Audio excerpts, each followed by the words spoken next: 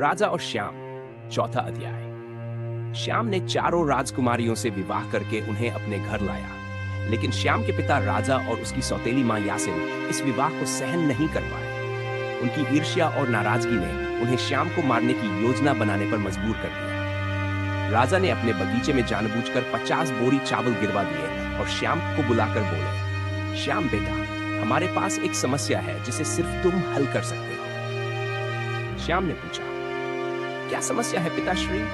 बताइए, मैं अवश्य हल कर दूंगा। राजा ने कहा, हमारे बगीचे में 50 बोरी चावल गिर गया है। अगर तुम उसे एक रात में बिना एक भी दाना छोड़े उठा लोगे तो तुम्हें हमारी चंचल राज्य का राजा घोषित किया जाएगा, लेकिन अगर तुम असफल हुए तो तुम्हें जीवित जलाया जाएगा। यह सुनकर श्याम बहुत चिंतित हो गया। वह सोचने लगा, यह काम तो पूरे दिन भर लगने पर भी नहीं हो सकता, फिर मैं इसे एक रात में कैसे कर पाऊंगा?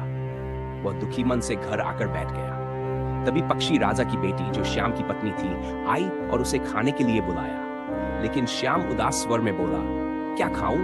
कल तो मुझे मरना है। श्याम की यह बात सुनकर पक्षी राजा की बेटी ने पूछा, क्या हुआ?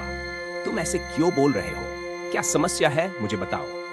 श्याम ने सारी बात बताई। बगीचे में 50 बोरी चावल गिरा हुआ है और पिताजी ने मुझे उसे एक रात में उठाने का आदेश दिया है। अगर मैं इसे पूरा नहीं कर पाया तो सुबह मुझे जिंदा जला दिया जाएगा।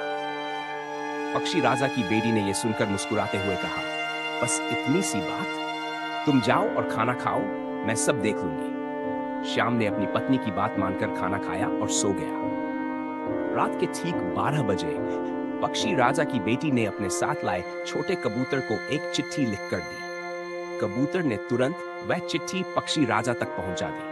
चिट्ठी पढ़ते ही पक्षी राजा ने 10,000 कबूतरों को आदेश दिया कि वे एक ही रात में चावल की बोरियों को उठा लें। कबूतरों ने एक रात में सारा चावल समेटकर बोरियों में भर दिया। सुबह जब राजा ने बगीचे का हाल देखा तो वह आश्चर्यचकित रह गया। वह सोचने लगा, यह सब श्याम ने कैसे किया?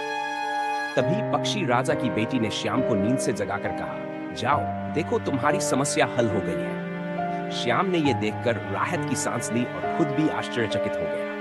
राजा की सारी चाल विफल हो गई, लेकिन वह हार मानने वाला नहीं था। उसने श्याम को मारने के लिए एक और योजना बनाई। उसने फिर से श्याम को बुलाया और कहा, श्याम, तुम सचमुच बहादुर हो। यह तुम्हारा पहला परीक्षण था। अब तुम्हें एक और समस्या हल करनी होगी। श्याम ने पूछा, दूसरी समस्या क्या है पिताजी? राजा ने कहा, हमारे पुराने बगीचे में एक कुआं है जो सूख गया है। तुम्हें एक रात में उसमें पानी भरना होगा और उसके चारों ओर उपेड़ों को साफ करना होगा। अगर तुम ऐसा नहीं कर पाए तो सुबह होते ही तुम्हें जिंदा जला दिया जाएगा। श्याम फिर से एक नई मुसीबत में फंस गया। क्या श्याम इस बार भी अपने पिता की चाल से बच पाएगा? जानने के लिए हमारे साथ जुड़े रहें और हमारे चैनल को सब्सक्राइब, लाइक और कमेंट करें।